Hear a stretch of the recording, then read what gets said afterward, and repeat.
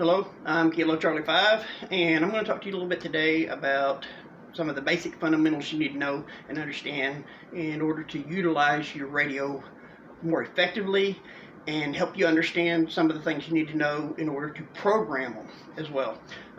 First, let's talk a little bit about bandwidths and frequencies. Radio waves operating similarly to the way light waves work, and light waves, different parts of it. You have infrared, ultraviolet, visible light, depending upon the frequency that it falls in. Radio waves operate much the same. You'll have VHF, UHF, HF, different frequencies, ranges through there. It falls into different ones. You've probably heard VHF and UHF before. There's a few others, but those are the main ones you'll need to know. But let's take a look at the board here, and excuse the crude drawing. I'm not an artist, and I'm not a teacher either. First off, the way a band is measured, like the 2-meter band, the 10-meter band, the 11-meter band, that is the cycle of one wave. Some teach that it is from the center line, like on an incline, a full cycle to the center line on the next. Some teach that it is the crest of one wave to the crest of the other, but just the same, it's the same distance. It is a full cycle of the wave. So if you're talking in the 10-meter band, that means that frequency, it's taking 10 meters for it to make a full cycle. In the 2-meter band, much shorter. 70-centimeter band, much shorter. That's what that's referring to. You don't really need to know that per se, but I just wanted you to understand what it was. From the 3 megahertz band all the way up to 30 megahertz, that is HF. It's what they used to call shortwave. That's where you talk around the world. You can talk to Spain, Portugal, Japan, Finland, whatever. That's your long range communications. From 30 megahertz to 300 megahertz is your VHF band.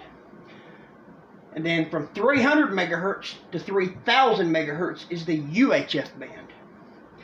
Now the VHF band, that's going to be where, besides the 2-meter ham radio band, that is also where VHF is where the VHF business band is, like your public service companies, gas companies, electric companies, when their dispatch gets a hold of them. That's also your police, fire, EMS, your first responders.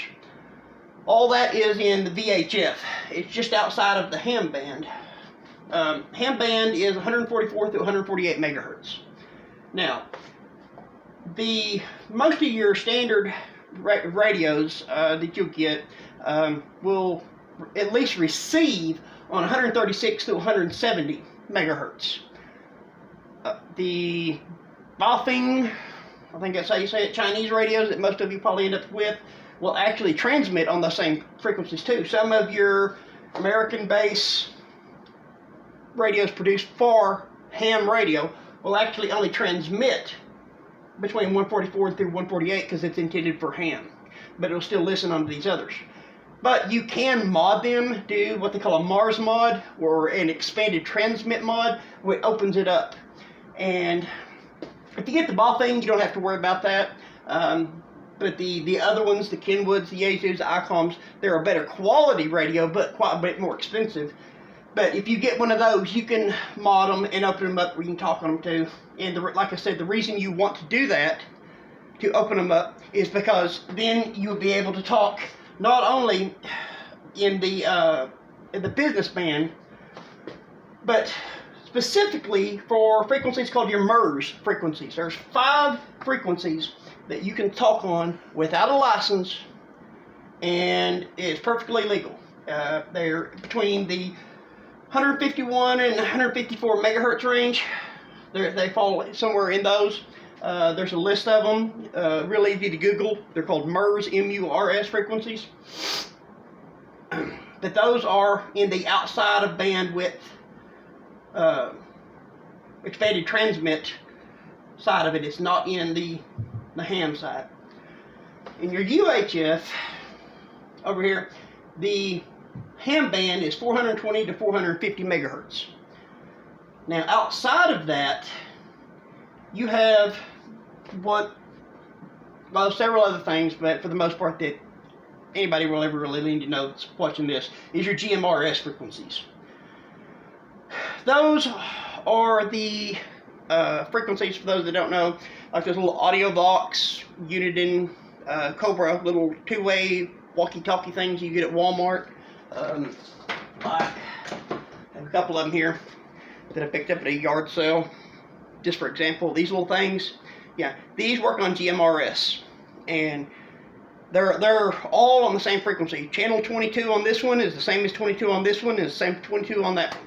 And you can find the frequencies for what they are, plug those into your Baofeng radio when you program it, and if you have a family member that really can't afford radios, you know, if you get one of these little things at a yard sale for a pair of them for $5, you know, you can give one to them, and although they can't really transmit as far as some of the other ones, you can still communicate with them. It's kind of an economy way of doing it, but it'll still work, and that's on the UHF side of it. Up here in the HF side, CB is actually falls into 11 meter bandwidth. It's not as much of shortwave per se as some of the other, like your 80 meter and 160 meter bandwidth, but it still falls in there. But yeah, that's up in here. But unless you have a ham license, you'll never need to know about HF. Your average viewer, prepper that's picking up these Baofeng radios, they don't even, Baofeng's, the little handheld radios won't even operate on that frequency. Now,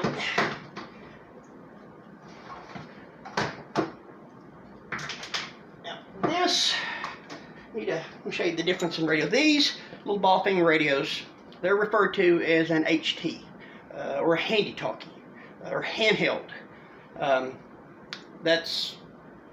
They've got a, they put out, depends on what model you get, anywhere between 4 to 10 watts. Ideal situations, in a perfect world, maybe 10 to 15 miles. Okay, in realistic situations, in a real world environment, you're looking at maybe 5 to 7. Of course, this all depends on weather. Plays a big part of it, the time of year, your surroundings, what band you're on. You have a lot more interference on UHF side than VHF. UHF is more line sight. VHF isn't. But you kind of get the picture. You've got a limited range with them. These kind that mount inside your vehicle, these are referred to as mobile radios. These put out anywhere between 50 to 75 watt, depends on what model you get. It's not unheard of to talk 150 miles on one of these. Of course, that's a really good contact if you do. It can be done. Not typical. Typically, you look at probably 75, 80, 90 miles. Again, depending upon time of year, the environment where it's at, all that plays a factor in it. But these are called mobile radios. And then last,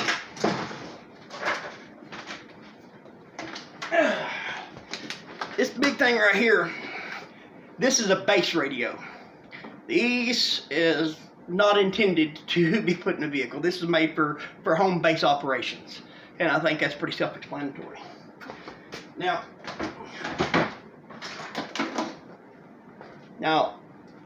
you can use a mobile radio in your home as a base radio. Matter of fact, a lot of people, most people actually do. You just have to have a 12-volt power supply. And I would not personally myself get one anything smaller than a 20 amp. Don't require 20 amps, but the 20 amp is the max rating. That's the most it will do. Continuously, probably does 13 to 15. Ballpark, depends on what kind it is. And you might could get by with smaller. I personally wouldn't do it. It's too risky. You could burn up your power supply, burn up your radio, all kinds of things that could happen. Just get a 20 amp. You can pick them up on eBay for $30. I mean, they're real cheap. All right, I think we're done with this right here. The next thing I want to tell you about the lingo. Anybody that's in the military or in aviation knows what the phonetic alphabet is. Anybody that doesn't, you need to Google it and read up on it. Because if you're talking on radios very much, you will need to know it. For those who don't know, that is like A is Alpha, B is Bravo, C is Charlie, D is Delta. It goes on and do the whole list of them. Because if you're having to spell something out for somebody on the radio, if you have bad transmissions, C, D, B, P, kind of all sound the same. So it's very important to know that. That way you can clearly relay your communications to somebody else if they're having trouble hearing you. You can spell it out and they can know exactly what you're saying. And that's really important sometimes. Next, you probably want to study up and learn about what they call Q codes. Ham radio operators use that more than anybody.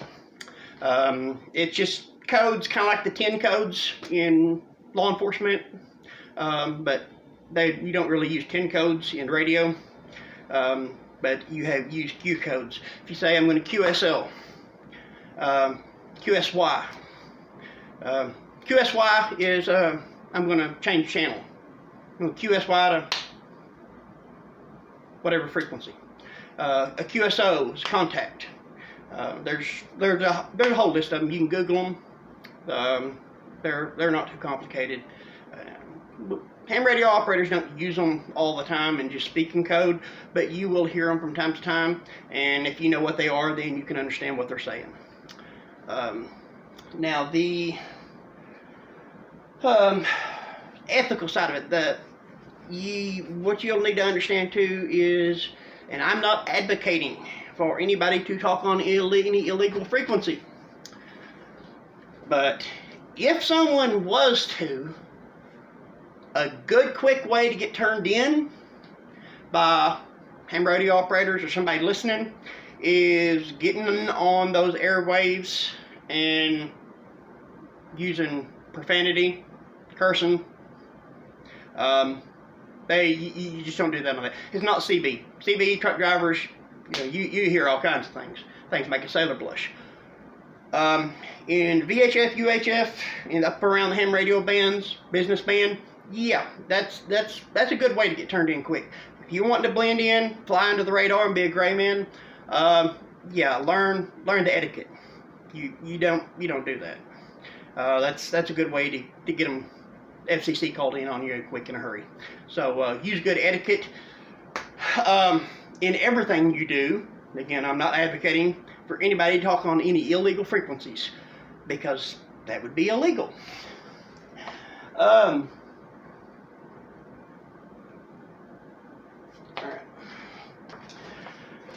All right. I'm going to talk to you a little bit now about the different between simplex and duplex. Simplex is, you ever seen two kids talking, cheap pair of walkie-talkies in the front yard? That's simplex. From one radio directly to another radio. That is simplex. No middleman involved. Duplex is where you're using a repeater. And the way a repeater works is your radio, you'll have what they call an offset. When your radio keys up, when you have it in duplex mode, it will shift. If you, let's use 145.290 for instance. Standard offset is a 600 kilohertz offset. Now there's other ones that have what they call a split offset, which is something totally different, but the standard is 600 kilohertz. So at a 145.290, if you have a positive offset, that means when you key it up, the chief frequency is going to change to 145.890. It's going to jump up 600 kilohertz. And what happens is you will transmit on 145.890. You'll have a repeater that hears that, and it turns around and retransmits it back on 145.290, the one you are listening on, to this side over here. So you transmit on 145.890 into this repeater. It turns around and drops it back to 145.290 and retransmits it, which is basically a booster. Now, to make the repeater key up and to make it work, because these things right here, there's a few of them I think that probably don't have a tone board in them, but you have to have a PL tone. It's an inaudible tone that unlocks that repeater controller and makes it retransmit. If you don't have the right code, it will not turn around and retransmit it.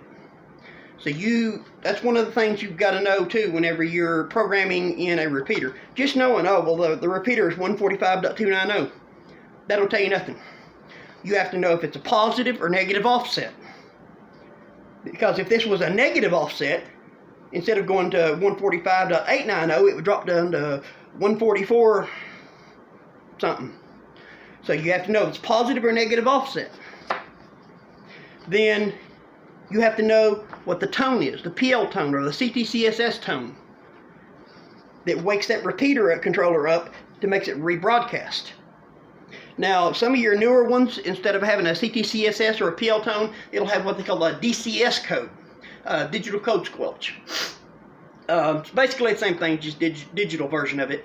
So when you're programming in a repeater, you will need to know, is it positive or negative offset? You'll need to know if it has a CTCSS or DCS code, and if so, which one of the two it is and what the code is. Let's say it has a CTCSS. All right, well then, you got a list of which ones it could be. It'd be like a 114.8, which is the common one. So on one like this right here, you have a positive offset with the CTCSS tone of 114.8. You have to have all that information when you're programming in a repeater frequency. Now, a lot of the information is, you can find them. There's apps out there. I think one of them is called Repeater Book that has all this registered information for everywhere. You can pull it up, say, all right, well, you're in northern Texas, up in the Panhandle. Okay, and you can pull it up and you can see all the repeaters around you, what their offset is, what if it has a CTCSS or a DCS, what the tone is. It has all that information that you can pull up, which is a very, very handy app to have if you're going to be running radios. They also have a paperback book that they publish, but everything's gone digital now. It is on apps. I don't even know if they even still sell those paperback ones. I'm sure they do, but everybody just gets the apps because everybody's going there having everything on their phones. But that is the difference between simplex and duplex. Simplex, one radio to another on one frequency. Duplex, you have a transmit frequency, receive frequency. You got to know positive or negative offset. You got to know what tone it is. With DCS or CTCSS, all that information you got to have. And most times, unless it's a private one or an unlisted one, you can find it in one of the apps like Repeater Book, or I think there's a few others. But you have to have all that information. All right. Now I'm going to talk to you a little bit about some of the different connections and coaxes and stuff. If you're going to do like a lot of people do, I'm going to take one of those cheap Baofeng radios and they'll put them up an external antenna outside their window, mount it up on the eave of the roof or something, run a little coax into the window, close the window still on it, shut it down, and then whenever they want to basically use their handheld as a makeshift low budget base, they can unscrew the little rubber ducky antenna, screw that coax on, and talk outside on the external antenna and really dramatically increase the range. There's lots of different ones for that, but some of the ones you'll need to know is your basic connection like you see on the back of any CB radio. This is called a UHF connection. I know it's not talking about the frequency. That's just, it's what's called a UHF connection. The female end is called an SO239 connection. The male end, which is what's on the coax, is called a PL259.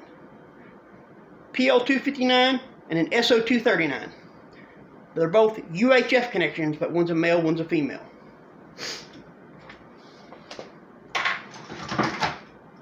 Alright.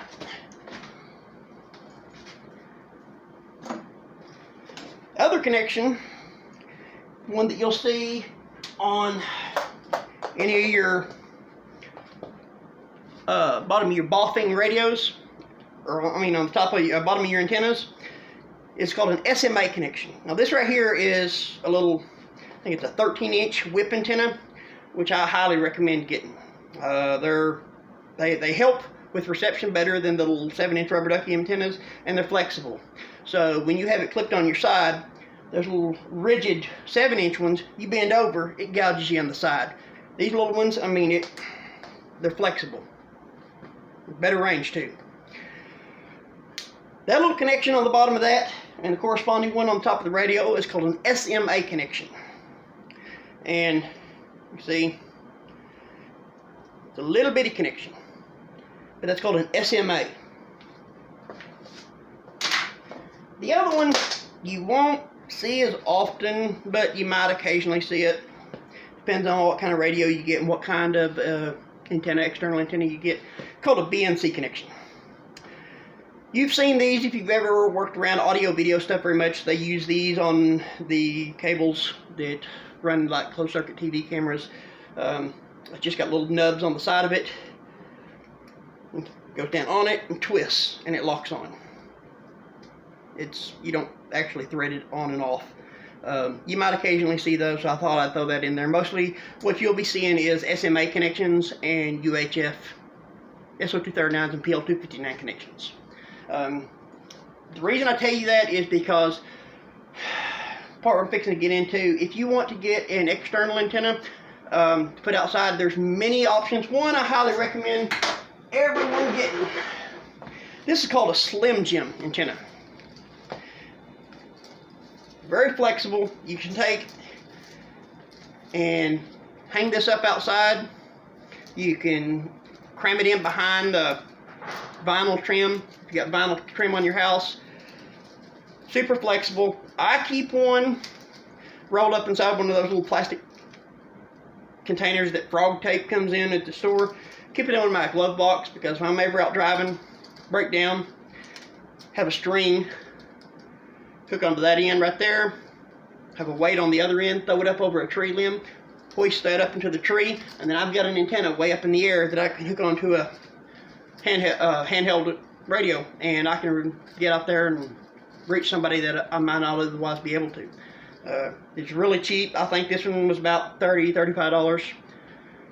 Very handy tool to have, but some people use these on the outside. Like I said, they put them up, but you'll need to pay attention if you order those to see what kind of ends are on them, because they come in all kinds of ends. And that's why I was telling you the SMA connections or the PL259. This one has the SMA connection. This one has, I think, a 6-foot lead on it, which may not be long enough. And that's the value you can buy these extensions.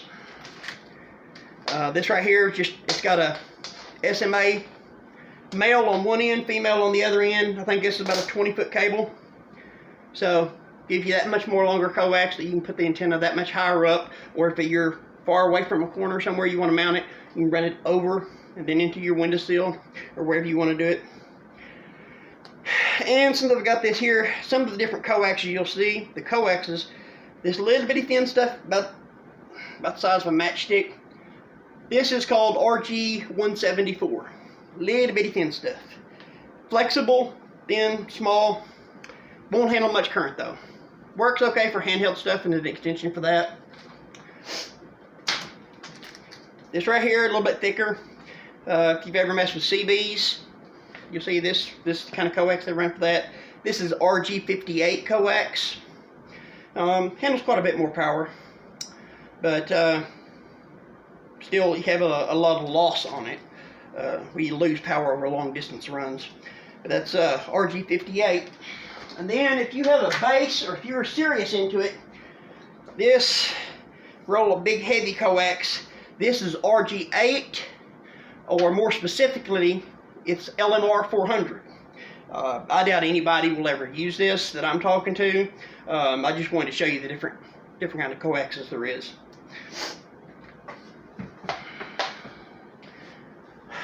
All right. If you're going to get you a handheld, which what most people start off with, there are several different variations out there. There's a lot of different. There's several variations of just the Baofeng radio, the Baofeng UV-5R. They've got a 5R TP, a 5R HP. There's several iterations, several variations of them. And then there's a couple other brands like I think Retvis or something like that makes one.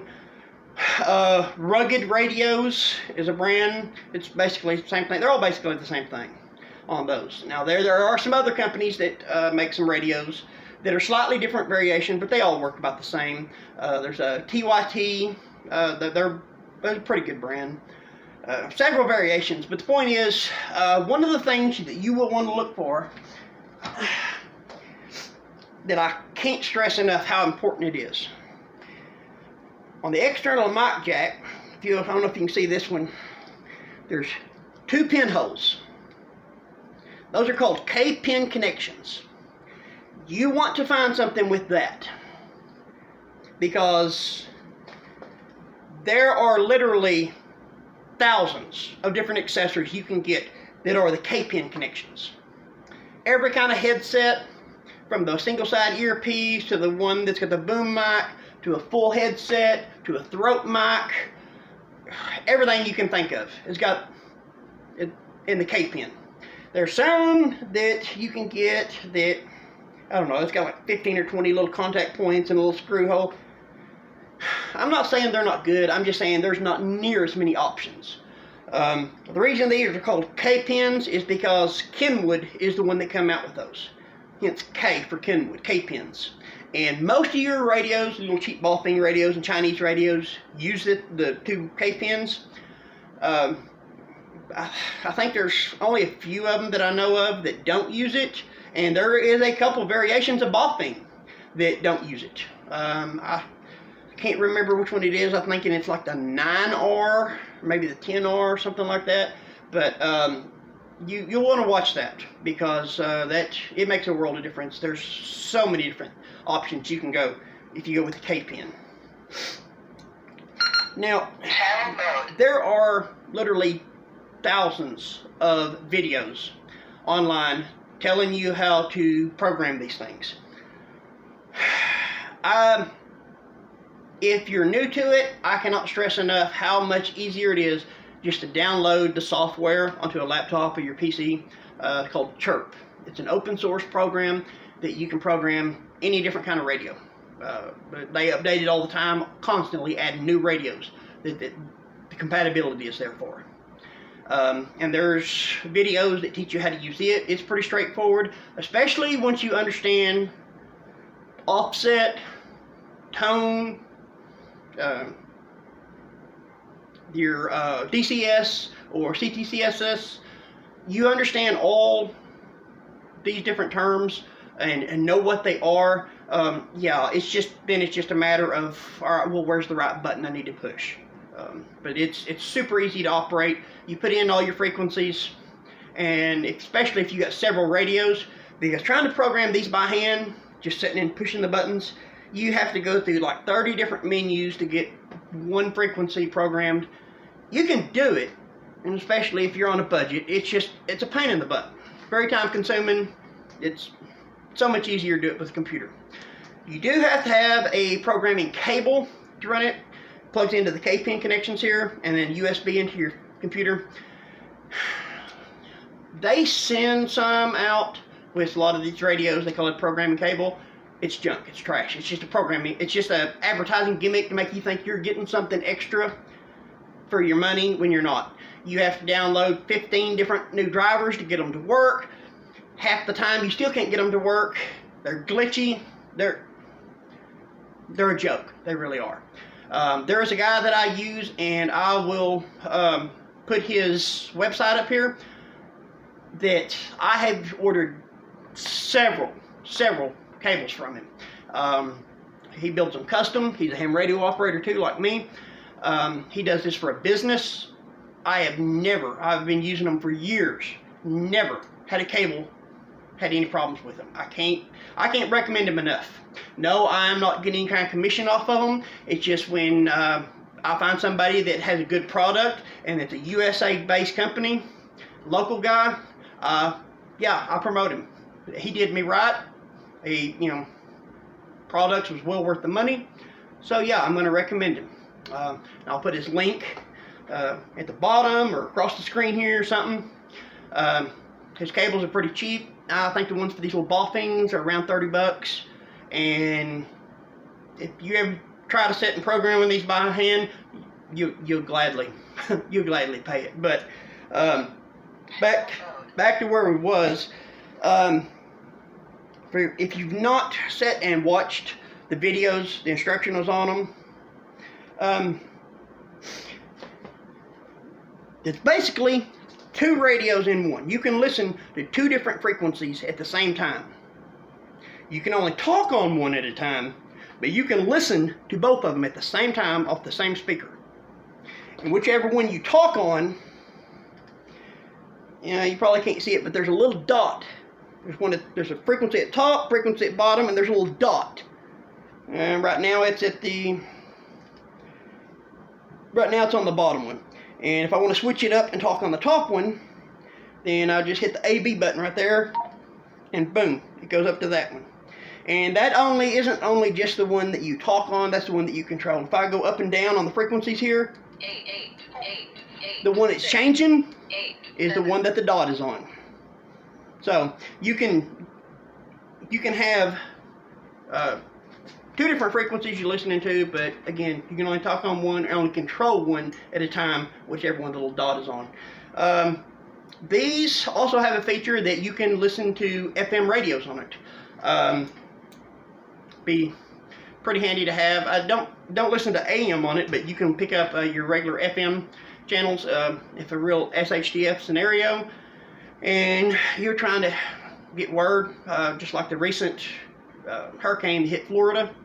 If they're trying to broadcast emergency broadcastings, you can pick them up on one of these FM radio right here on these things too. I don't know that all radios do. Most of your Chinese ones, little Baofeng and Washong and TYT, most all of them, you can pick up the FM radio on them too. I think that pretty well covers everything that I was going to talk to you on. If you have any questions, just shoot me a message. I'll be happy to answer them. Again, I'm Kilo Charlie 5. I am a ham radio operator, have been for about 30 years now. And another ham radio buddy is going to be following this video up with some more advanced stuff, with some of the more modern advances in radios, including how to send text messages to a cell phone from your radio, how to use the internet instead of airways, all bunch of new stuff that he's more up on than I am, but he's going to follow up with that, and you can check out his video too. And again, I'm Kilo Charlie 5.